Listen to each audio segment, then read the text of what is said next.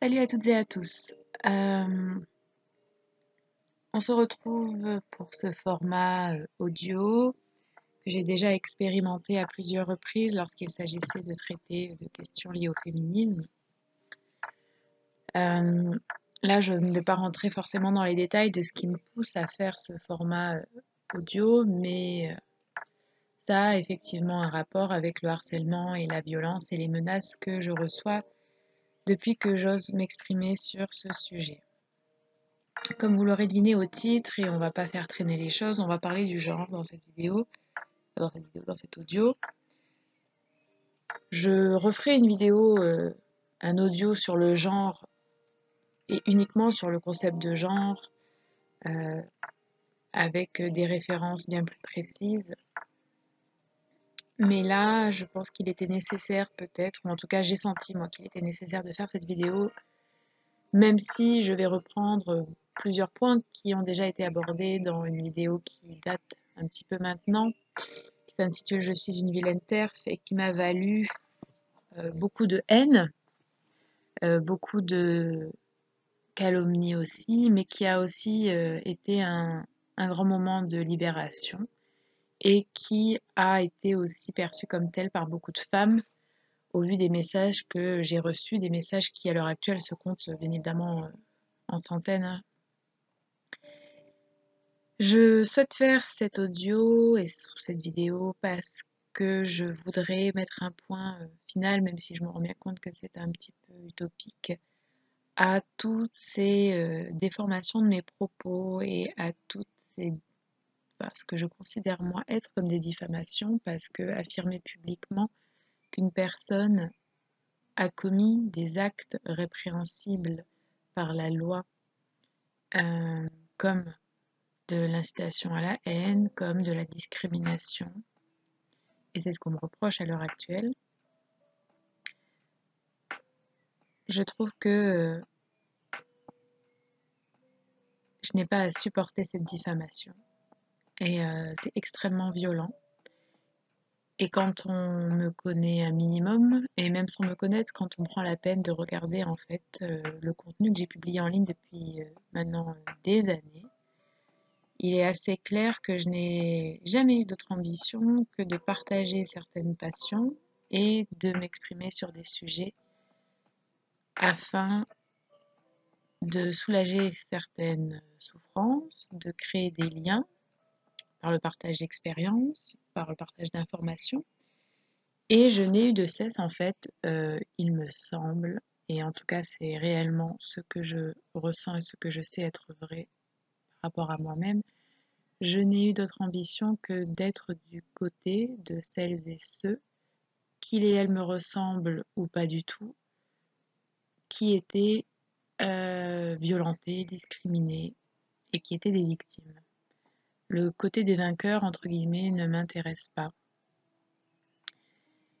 Et il est assez difficile de se voir être là, décrite et vilipendée et balancée sous tous les bus possibles parce que là, j'ose affirmer, et je le redis, que le transactivisme tel qu'il est à l'heure actuelle est misogyne à de nombreux égards et qu'il vient empiéter sur les droits des femmes et les luttes des femmes.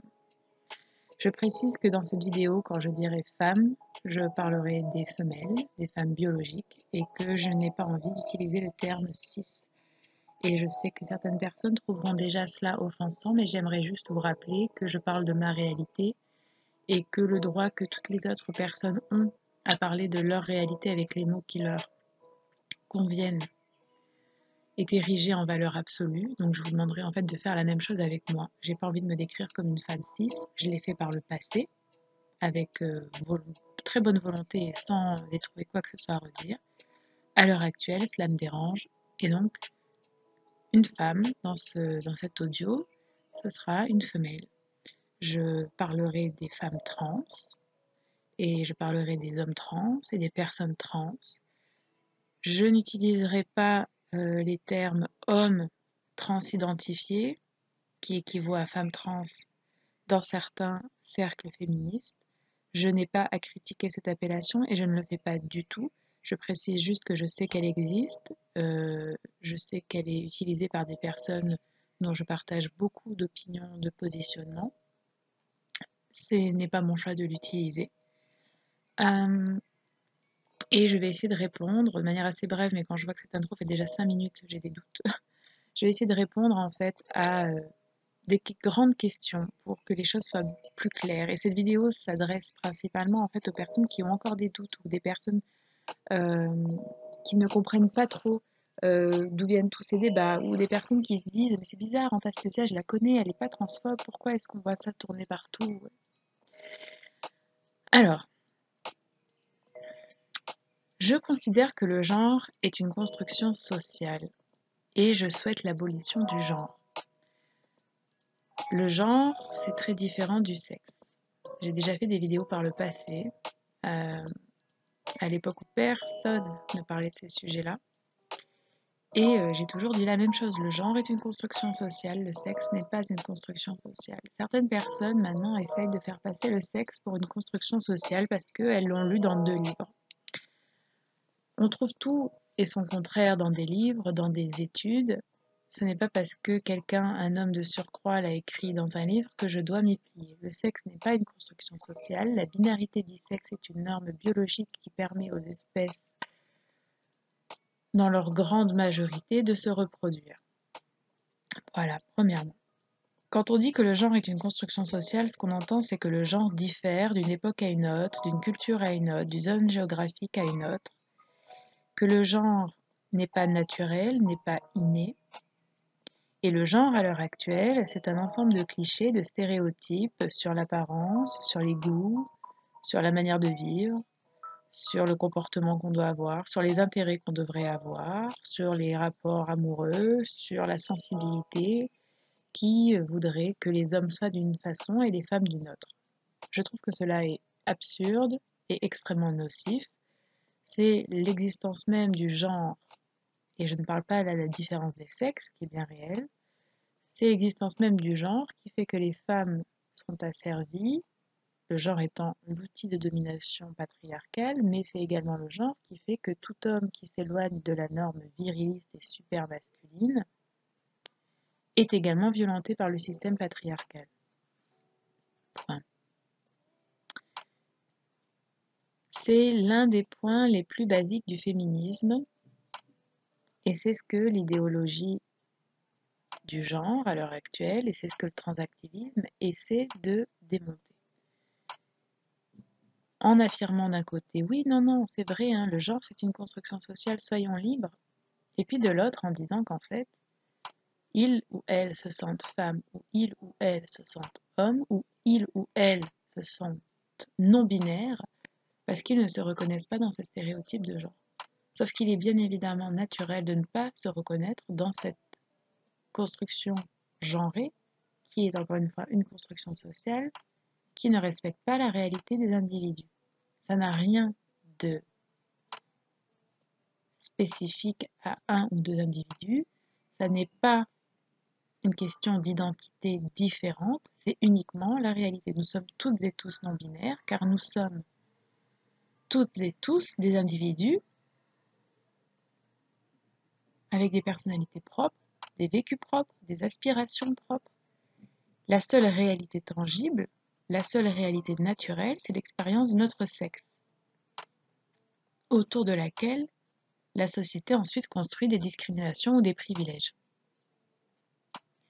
On ne peut pas affirmer d'un côté, à mon avis, que le genre est une construction sociale, et de l'autre dire que le genre est quelque chose de naturel et d'inné et qu'on se sent femme.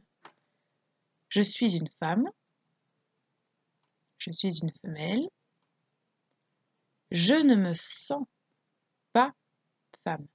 Je ne me réveille pas en me sentant femme. Cela ne se traduit pas par des habits, par du maquillage. Tout cela, c'est de la féminité. Tout cela, c'est de l'ordre du genre. Je suis femme parce que je peux potentiellement tomber enceinte. Je suis femme parce que j'ai mes règles lorsque mon corps fonctionne selon une norme biologique. Je suis femme parce que j'ai des hormones qui vont me conduire à la ménopause. Je suis femme parce que je peux souffrir d'endométriose. Je suis femme pour toutes ces raisons biologiques. Je ne suis pas femme parce que j'ai un sentiment de féminité, parce que j'aime les enfants, parce que j'ai envie de m'habiller d'une façon, parce que j'ai envie que les autres me voient d'une telle façon. Tout cela, c'est de l'ordre du genre, de la construction sociale, du ressenti, de l'artifice. Point. Et c'est parce que je suis femme, c'est parce que je suis biologiquement une femme que je subis des discriminations. Tout simplement. À la naissance, on ne me demande pas et on ne peut pas savoir ce que je ressens. On voit que je suis une femme, une fille, un bébé-fille, et on m'élève, on me conditionne en tant que telle, si on accepte ma venue. Il y a des tas de pays encore où les bébés-filles, parce qu'elles ont une vulve, parce qu'elles n'ont pas de pénis, sont tuées avant la naissance ou après la naissance. Et dans le monde, ce n'est pas parce qu'elles se sentent filles que les petites filles sont mariées de force, sont vendues, sont violées, n'ont pas le droit d'aller à l'école. C'est parce qu'elles sont des femelles. Et j'aimerais donc juste là vous rappeler quand même que l'idée selon laquelle les femmes trans seraient les grandes victimes, un mantra qu'on répète aussi souvent que les femmes trans sont des femmes sans réfléchir à ce qu'il y a derrière, c'est faux.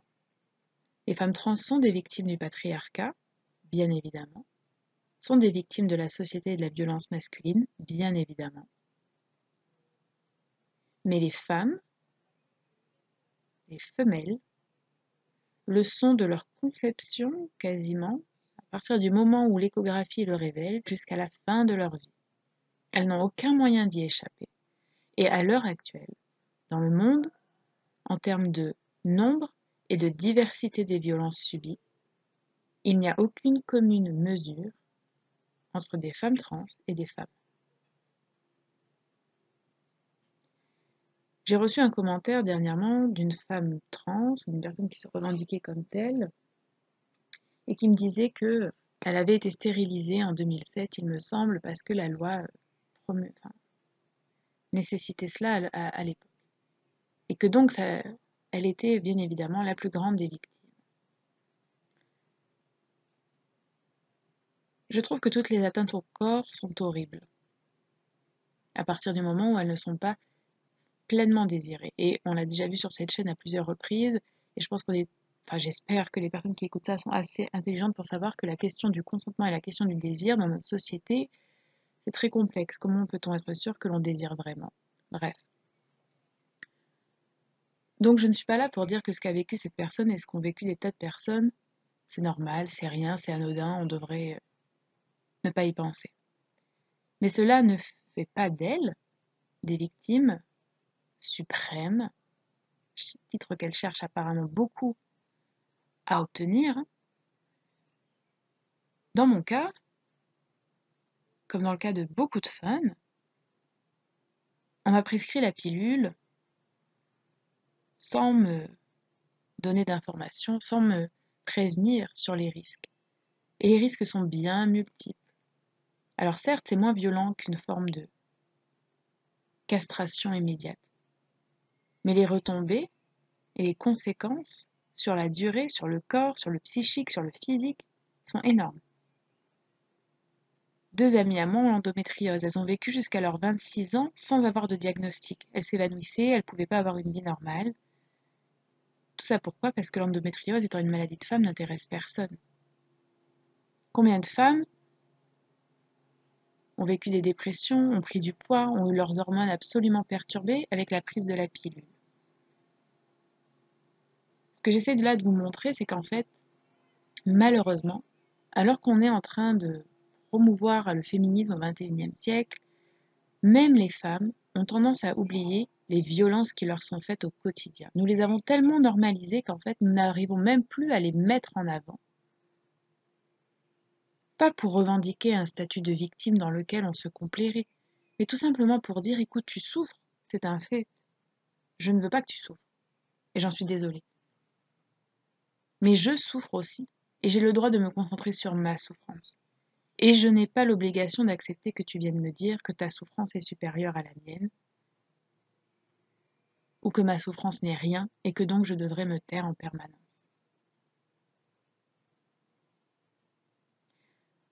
Donc ça, c'est mon opinion sur le genre. Et c'est loin d'être mon opinion. C'est une opinion qui est quand même partagée globalement par la majorité des féministes. Mais à partir du moment où la question de la transidentité arrive, là, il n'y a plus de raisonnement possible. Tout commence à dérailler. Et personne n'ose accepter le fait que la transidentité, telle qu'elle est revendiquée en plus à l'heure actuelle par le transactivisme, rentre en contradiction totale avec les principes fondamentaux du féminisme tels qu'ils ont été défendus jusqu'à même il y a environ 5-6 ans. Beaucoup de personnes essayent de me faire passer, en outre pour une grosse transphobe, mais aussi pour une personne totalement ignorante des questions relatives à la transidentité, prétendant que je ne connais aucune personne transgenre, que je n'ai jamais lu à ce sujet, que je n'y connais rien. La réalité, c'est que c'est un sujet, la transidentité, que je connais très très bien et qui m'intéresse depuis de très nombreuses années. Et que j'ai toujours suivi des créatrices et des créateurs de contenu qui étaient trans sur les réseaux sociaux. Avant même que toutes ces personnes soient sur les réseaux, là, toutes celles qui sont en train de me vilipender, et que j'ai fait plusieurs vidéos sur le sujet, et que je me suis toujours positionnée en tant qu'alliée des personnes transgenres. Et que, malgré tout ce qu'on peut dire à l'heure actuelle, c'est toujours mon positionnement. Je vais vous expliquer très clairement pourquoi. Je suis absolument contre toute forme de violence à l'encontre des personnes transgenres parce qu'elles sont transgenres. Je suis absolument contre toute forme de discrimination, c'est-à-dire à l'emploi, au logement, dans l'espace public. Je suis contre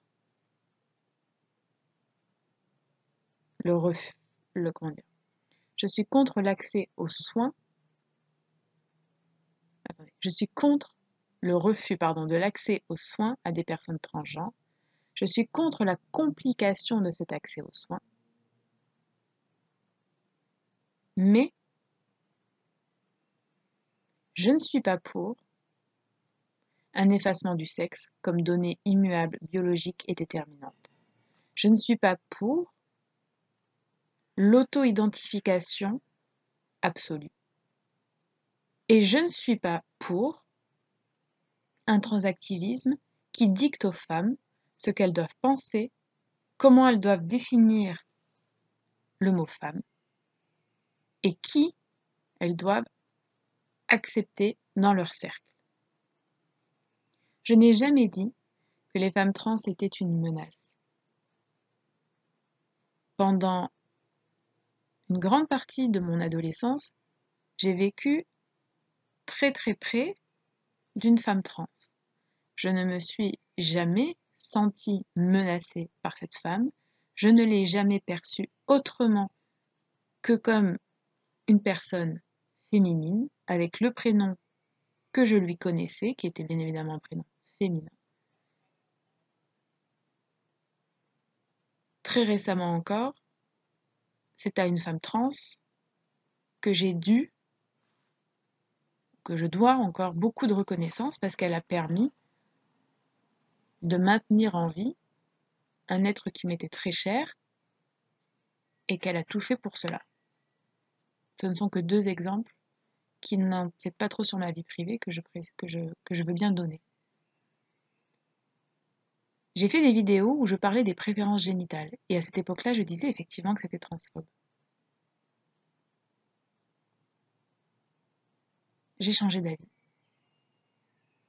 J'ai changé d'avis. Parce que j'ai écouté les femmes, les lesbiennes, mais pas que. Et je me suis rendu compte que, personnellement, effectivement, en tant que personne se considérant comme asexuelle et donc pour qui la sexualité est vraiment quelque chose de très lointain et abstrait, J'avais du mal à concevoir l'importance qu'on pouvait accorder à ces organes génitaux. Je suis sortie de mon cadre privé et personnel de pensée et j'ai écouté ces femmes. J'ai écouté ces femmes qui se disent uniquement lesbiennes ou uniquement hétérosexuelles, qui ne se disent pas bi ou pas pansexuelles ou que sais-je. J'ai écouté ces femmes qui disent aussi qu'elles ont vécu tel et tel abus. Et puis j'ai grandi moi aussi. Et j'ai changé d'avis. J'ai écouté des femmes qui expliquent ce que c'est désormais que les prisons pour femmes, ou des personnes s'identifiant comme femmes trans, mais ayant toujours un pénis et parfois bien plus qu'un pénis, c'est-à-dire une barbe, une apparence totalement masculine et mâle, sont incarcérées avec elles. J'ai reçu des dizaines et des dizaines de messages de femmes qui disent ne plus être à l'aise dans les cercles féministes, dans les cercles LGBT, qui ne se sentent plus à leur place parce qu'elles ne peuvent plus parler de leur corps en disant mon corps de femme, je suis une femme et donc, ou les femmes ont leurs règles. Et ceci est un fait. Ce que j'ai beaucoup de mal à comprendre, c'est qu'on ne veuille pas reconnaître que ce sont des faits. Alors qu'il suffit d'aller sur Instagram, il suffit d'aller sur Twitter, il suffit d'aller sur YouTube, il suffit de regarder des enregistrements, même de conférences ou de journées d'études liées aux études de genre ou au féminisme pour voir qu'il y a cette volonté de reformer le discours, de redéfinir ce qu'est être une femme. Personne n'est en train de dire que toutes les personnes trans et que toutes les femmes trans ont cette volonté-là, cette velléité-là et commettent ces actions. Personne n'a dit ça. Ce qu'on dit, c'est que ces actions existent et des personnes transactivistes qui mènent ces actions-là existent. Et que nous ne sommes pas d'accord. Je ne suis pas d'accord avec le fait qu'on nous impose la présence de personnes ayant un corps mâle dans des espaces divers et variés, comme des centres d'accueil pour femmes, comme des vestiaires, ou comme des spas, ou que sais-je encore. Je ne suis tout simplement pas d'accord. Et je ne suis pas la seule. Que ce soit blessant, ça peut être blessant. Mais la vie, elle est imparfaite. Et en quoi est-ce que les sentiments blessés et les sentiments heurtés d'une personne se revendiquant femme trans valent plus que les sentiments de toutes ces femmes qui disent nous ne nous sentons pas à l'aise, nous ne souhaitons pas cela. Comment peut-on accepter en 2021 que des femmes trans, et je suis désolée mais là je suis obligée de le dire, qui de manière évidente sont des femmes trans, c'est-à-dire que quand vous les voyez à côté des femmes athlètes, vous n'avez aucun doute. Comment peut-on accepter que ces femmes trans soient dans des compétitions réservées aux femmes? Comment peut-on accepter et se dire féministe que des athlètes femmes voient leur place dans des compétitions prises par des personnes biologiquement mâles ayant suivi parfois une transition mais la plus minime qui soit? Comment peut-on accepter les discours prépondérants à l'heure actuelle dans le transactivisme qui sont la transition n'est pas nécessaire? Il suffit de dire je suis une femme pour être une femme. Comment peut-on en 2021, avec les avancées féministes que l'on a connues, avec toutes les théories que l'on a, avec tout le parcours de raison que l'on a dans nos sociétés, comment peut-on accepter une telle absurdité? Comment d'autres femmes peuvent accepter cette absurdité? Je ne pense pas que les personnes trans sont des menaces. Je ne suis pas mal à l'aise personnellement si une femme trans est dans un vestiaire avec moi, mais ce n'est pas le cas pour toutes les femmes. Et surtout, surtout, là où il y a vraiment quelque chose qui se joue, c'est que les transactivistes à l'heure actuelle veulent même modifier non seulement ce qu'est être une femme, mais ce qu'est être une femme transgenre. C'est-à-dire que désormais, quelqu'un qui n'aura absolument rien changé, si ce n'est que il ou elle aura mis du rouge à lèvres et une robe, pourra dire « je suis une femme trans ». Donc laissez-moi sur ces sites de rencontres lesbiennes, laissez-moi dans ces cercles féministes, laissez-moi dans ces vestiaires de femmes. C'est pour cela qu'il y a une telle réaction à l'heure actuelle de la part des femmes et des féministes.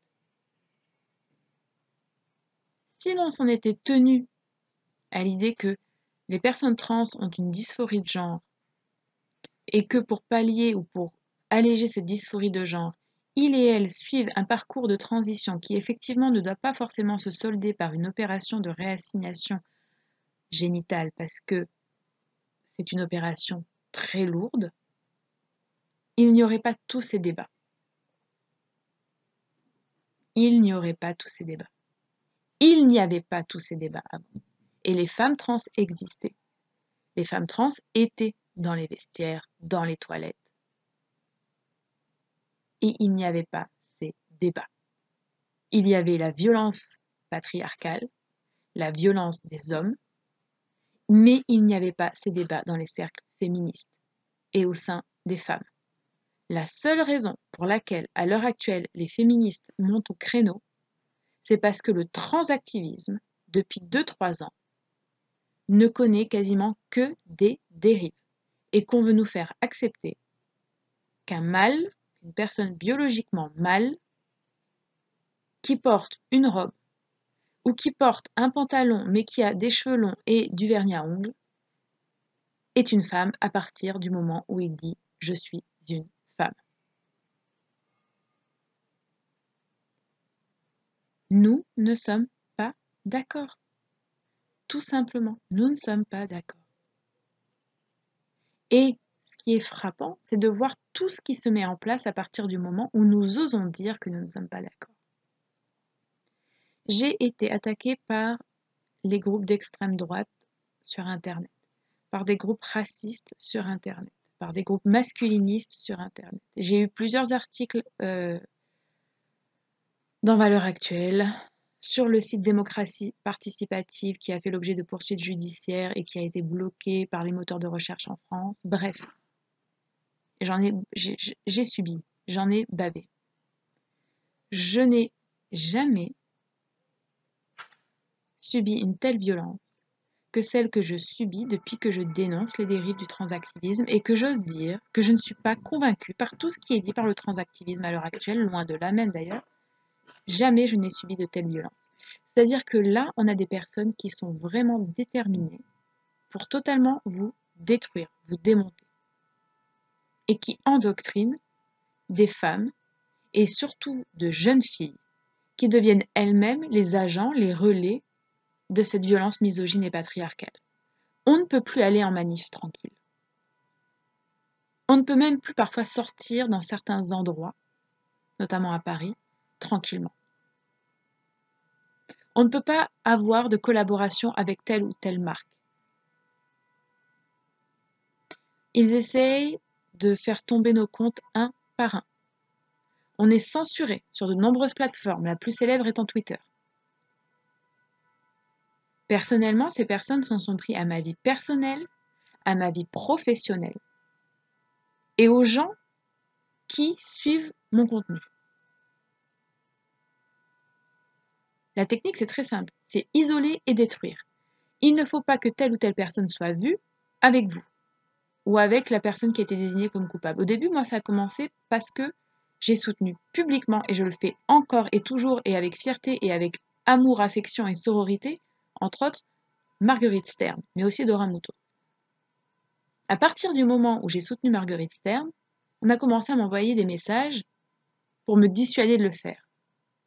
Quand je n'ai pas cessé de la soutenir, de partager son contenu ultra qualitatif d'ailleurs, et qui est loin de s'intéresser uniquement à la question trans, on est passé à l'attaque. Et en fait, désormais, c'est les gens qui vont être associés à moi. Les gens qui vont dire non mais en fait, je suis pas vraiment en désaccord avec ce que dit Anastasia, c'est plutôt logique. Ces personnes-là vont aussi être prises pour cible. Et ça dissuade énormément de gens d'être associés à vous, que ce soit des individus ou que ce soit des marques. Est-ce que vous trouvez qu'il est normal? Est-ce que vous trouvez ça féministe de détruire l'image, les relations, les projets, en plus de toute la charge psychologique que c'est de femmes, parce qu'elles ont osé dire « je ne suis pas d'accord avec tel ou tel point ». Je n'ai jamais dit les personnes trans sont des menaces. Je n'ai jamais dit les personnes trans ne devraient pas avoir le droit de transitionner. Je n'ai jamais dit les personnes trans devraient être exclues parce qu'elles sont trans. Je n'ai jamais dit je ne veux pas relationner ou connaître de personnes trans. Je n'ai jamais dit qu'il fallait être violent ou accepter ou même être indifférent à la violence à l'encontre des personnes trans. Je n'ai jamais nié la violence que vivaient les personnes trans.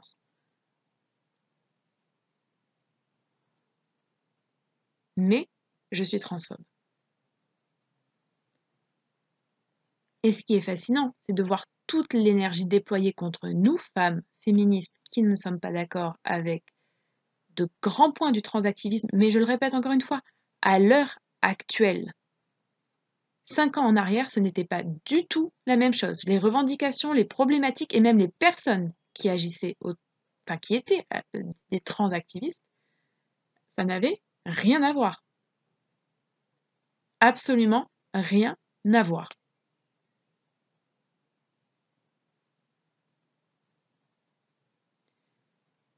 Toute l'énergie déployée contre nous, femmes qui sommes en désaccord avec de nombreux points de ce transactivisme actuel, comme je vous l'ai dit,